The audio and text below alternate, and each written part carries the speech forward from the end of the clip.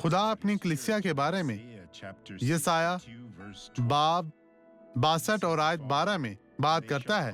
वो दर्द झैल कहता है, और वो मुकद्दस लोग और खुदाउन के खरीदे हुए कहलाएंगे।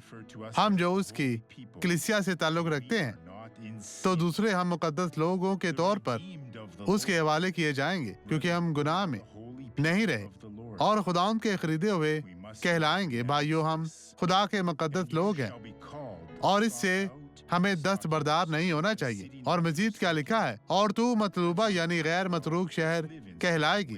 आए अपने खुदा की ताजीम करें और उसके हजूर अपनी जिंदगी की शुरुआत करते हुए अपनी जिंदगी का आगाज करें, ताकि हम उसके साथ अच्छे तरीके से जिंदगी गुजारें और बरकत पाएं। खुदावंद आपको बरकत दे। अब ये गवाही देखें। बहन, ये बैसाखी कब से इस्तेमाल कर रही हैं? सिर्फ 5 माह से। 5 माह से? मैंने और ऐसा 3 बार क्यों? खौफनाक ठोकरें खाई। डॉक्टर ने कहा कि मुझे हमेशा बैसाखी की जरूरत होगी। मैंने कहा नहीं, यीशु शिफा तो ठीक है, देगा। उस तरफ देखें, उस तरफ देखें। आप मामूल से चलें, अभी चलें बहन। यीशु आपके साथ है। इस बहन के लिए रास्ता बनाएं, इसे जाने दें। आप शिफायाब है। चलें चलें, चलती जाएं, चलती जाएं।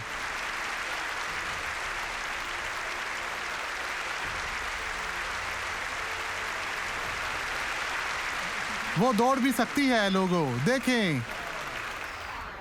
आए अब दुआ करें। बाप, मैं इस शख्स के लिए, अपनी बहन, अपने भाइयों के लिए दुआ गो हूँ। इस तमाम कलीसिया को बरकत दे। मैं इस शख्स को बरकत देने के लिए दुआ करता हूँ। मैं बदी से कहता हूँ, इस जिंदगी से चली जा यस्सु के नाम में। खुदावंद आपको बरकत दे। आपका दिन अच्छा रहे।